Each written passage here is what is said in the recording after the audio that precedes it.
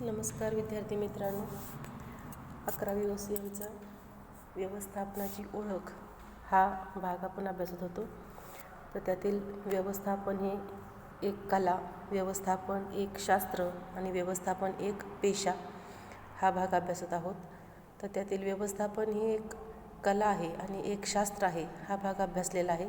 तर आजच्या तासाला आपण व्यवस्थापन एक पेशा, profession, management is a profession हे कसं आहे ते आपण बघणार आहोत.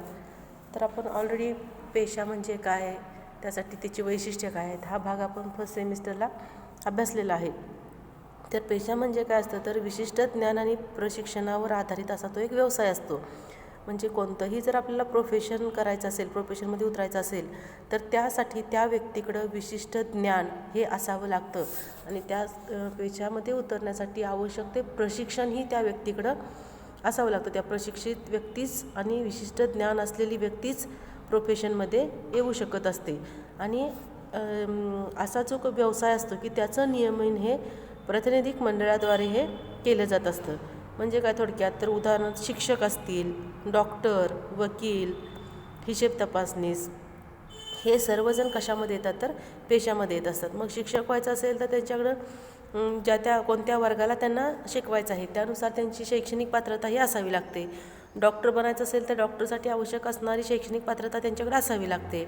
त्याचं प्रशिक्षण घ्यावं लागतं, म्हणजे आर्टिकलशिप आपण म्हणतो थोडक्यात, त्या पद्धतीने ती करावी लागते. वकील असतील तर त्यांना वकिली करण्यासाठी आवश्यक असणारी शैक्षणिक पात्रता धारण करावी लागते आणि त्याचं प्रशिक्षणही त्यांना घ्यावं लागतं. हिशेब तपासनीस म्हणजे CA असेल तर CAची डिग्री त्याला संपादन करावी लागणार, CAच्या हाताखाली त्यांना काम करावं लागणार.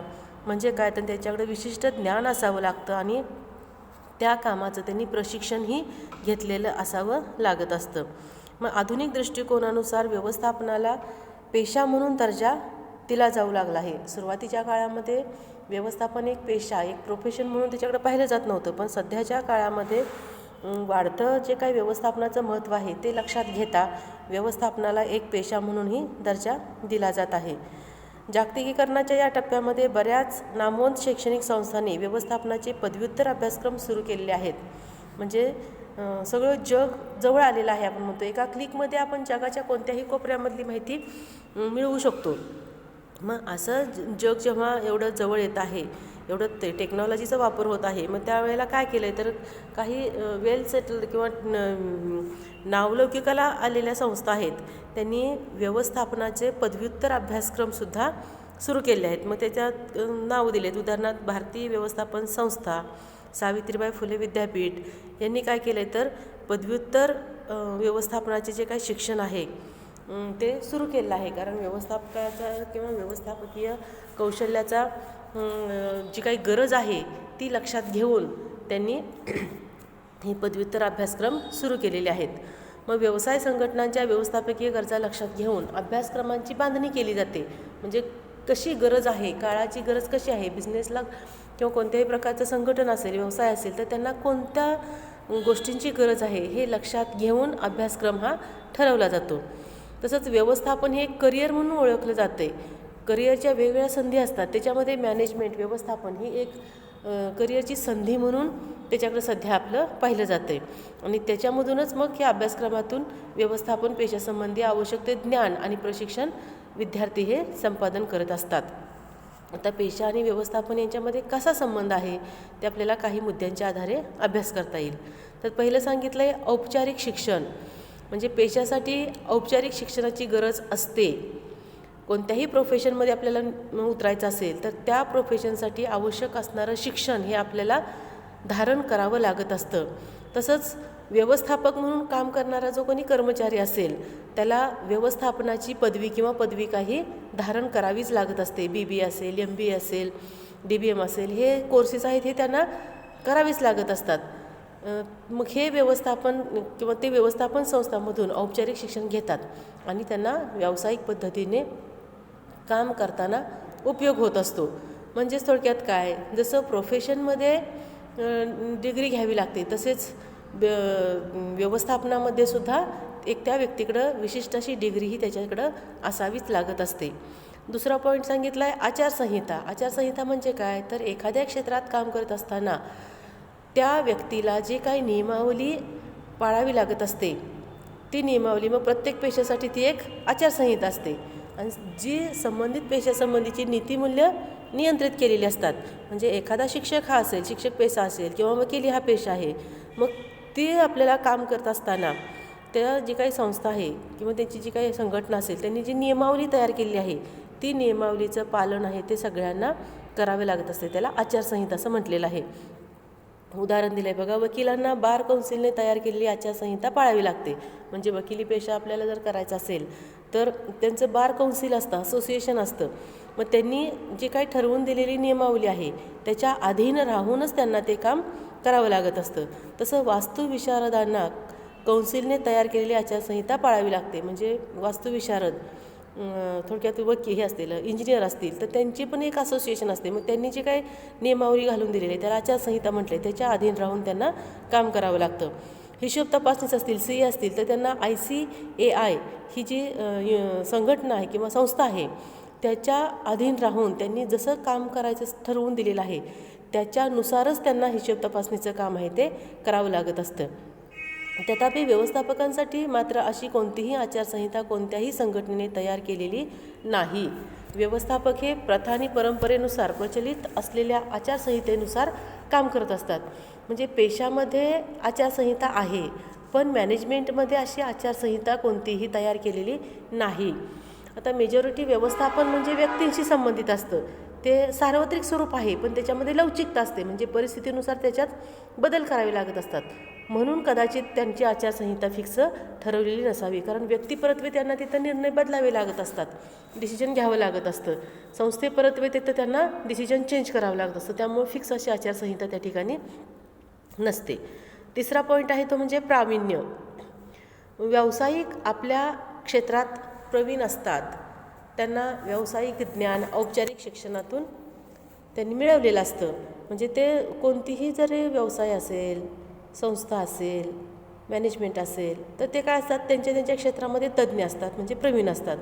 मग त्यासाठी लागणारं ज्ञान असतं हे त्यांनी औपचारिक शिक्षणातून मिळवलेलं असतं. म्हणजे एखादी डिग्री संपादन करून त्यांनी ते ज्ञान हे प्राप्त केलेलं असतं आणि प्रॅक्टिस करून, सराव करून त्यांना त्या पेशामधली जी काही स्किल्स असतात ती त्या ठिकाणी त्यांना प्राप्त होत असलेली दिसून येतात.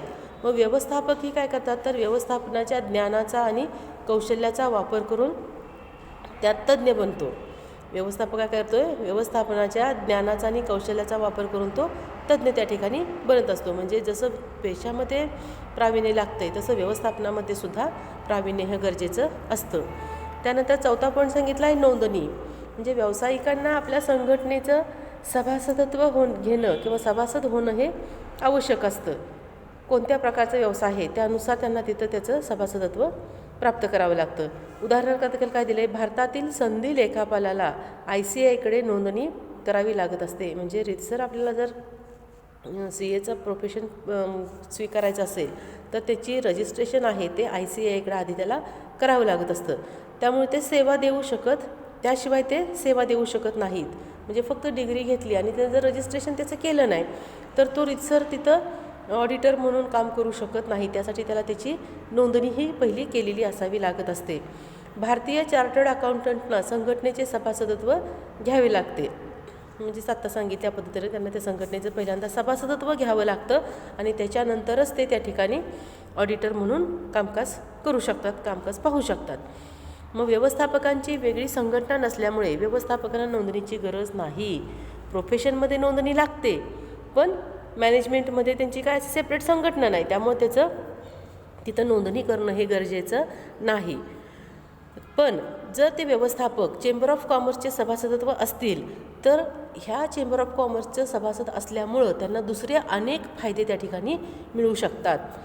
पाचवा पॉईंट आहे की प्रतिबंधित प्रवेश. कोणत्याही पेशामध्ये प्रवेश हा निर्बंधित असतो. त्यासाठी औपचारिक शिक्षणाची गरज असते. म्हणजे कोणीही उठून कोणताही पेशा करावा असं नाही. कोणतीही व्यक्ती 10वी शिकलेली व्यक्ती डॉक्टरचा पेशा स्वीकारू शकत नाही. तिथं निर्बंध आहेत, बंधनं आहेत.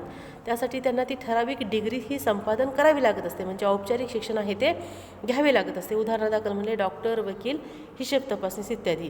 तथापि अशी सक्ती व्यवस्थापक म्हणून काम करण्यासाठी केली जात नाही. पण व्यवस्थापक म्हणून जेव्हा कामकाज पाहायचं आहे तेव्हा त्याच्याकडं ती डिग्रीच असली पाहिजे असं बंधन घातलं जात नाही. उदाहरण दाखल एखादा एकल व्यापारी व्यवसाय आहे, एखादं किराणा मालाचं दुकान आहे, मग तो काय तिथं मॅनेजरची नेमणूक करत नाही, तो स्वतः त्याच्या व्यवसायाचं व्यवस्थापन करत असतो. मग ती व्यक्ती भले 5वी जरी शिकलेली असेल तरीही ती त्याच्या व्यवसायाचं व्यवस्थितरित्या व्यवस्थापन हे मॅनेजमेंट हे करत असते. म्हणजेच काय तर एखादा साधा दवाखाना जर आपल्याला टाकायचा असेल तर आपल्याकडे डॉक्टरची डिग्री ही पाहिजे. पण एखादा व्यवसाय करतोय आपण आणि तिथं मग त्या व्यक्तीकडं 10वी शिकलेलं आहे म्हणून त्याला व्यवसाय करता येत नाही असं नसतं, किंवा त्याचं मॅनेजमेंट करता येत नाही असंही नाही की त्याला MBA झालेलीच व्यक्ती ती व्यवसाय करू शकते असं काही नाही. म्हणजेच तिथं काय सांगितलं की व्यवस्थापक म्हणून जेव्हा आपण काम करतो तेव्हा तिथं डिग्रीच पाहिजे असं बंधन नाही. प्रोफेशन म्हणून त्याच्याकडे पाहिलं जाते, त्याच्यासाठी उपलब्ध असणाऱ्या डिग्र्या आहेत, पण छोट्या मोठ्या उद्योगामध्ये ती डिग्री संपादनच केलेली असली पाहिजे असं कोणतंही बंधन नसतं. म्हणजे काही हे पॉईंट आहेत की त्याच्यामध्ये ते व्यवस्थापनासाठी कंपल्सरी ते असावंच लागतं, आणि काही पॉईंट असे आहेत की ते पेशामध्ये असावे लागतात पण व्यवस्थापनामध्ये नसले तरी चालतात. म्हणजे वरील मुद्द्यांचा जर आपण विचार केला तर व्यवस्थापन हे पेशा आहे किंवा नाही हे ठरवणे फार अवघड जाते. कारण काही पॉईंट सांगतात की ते गरजेचं आहे आणि काही पॉईंट म्हणतात की व्यवस्थापनासाठी ते गरजेचं नाही. म्हणजेच इथं सांगितलं आहे बघा, व्यवस्थापनासाठी औपचारिक शिक्षणाची गरज नसते, त्यासाठी नियमावली करणारी स्वतंत्र संघटना पण नाही, आणि व्यवस्थापकांसाठी वेगळी आचारसंहिता पण नाही. म्हणजे कोणीही व्यक्ती ज्याला व्यवसाय करायचा आहे तो औपचारिक शिक्षण न घेता सुद्धा व्यवस्थापक म्हणून काम करू शकतो. म्हणजेच काय तर व्यवस्थापनाला डॉक्टर, वकील, शिक्षक, हिशेब तपासनीस इत्यादीसारखा पेशा म्हणून दर्जा किंवा ओळख अजूनही प्राप्त झालेली नाही. म्हणजे वरील विवेचनावरून आपल्याला काय लक्षात येतं की व्यवस्थापन हे एक कला, शास्त्र आणि पेशा यांचं मिश्रण आहे, फक्त एकच नाही. म्हणजे कलाच आहे किंवा शास्त्रच आहे किंवा ते फक्त पेशा आहे असं नाही, तर ते तिन्हींचं काय आहे तर मिश्रण आहे. व्यवस्थापनाला फक्त पेशा किंवा फक्त कला किंवा फक्त शास्त्र म्हणून विचारात घेता येणार नाही. व्यवस्थापकाला ठरवून दिलेली जी काही उद्दिष्ट आहेत ती साध्य करताना त्याची स्वतःची कौशल्य असतील किंवा त्याच्या स्वतःच्या नाविन्यपूर्ण कल्पना असतील, त्याच्याकडे असणारी तंत्र आहेत, ह्याचा परिस्थिती बघून त्या समस्या सोडवण्यासाठी त्याला त्याचा वापर हा करावा लागत असतो. त्यामुळे व्यवस्थापन हे कला आहे असं म्हणता येतं.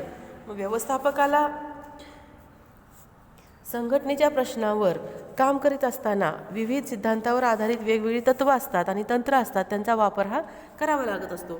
माहिती गोळा करून त्याचं विश्लेषण करावं लागतं, त्याच्यावरून निष्कर्ष काढावे लागतात.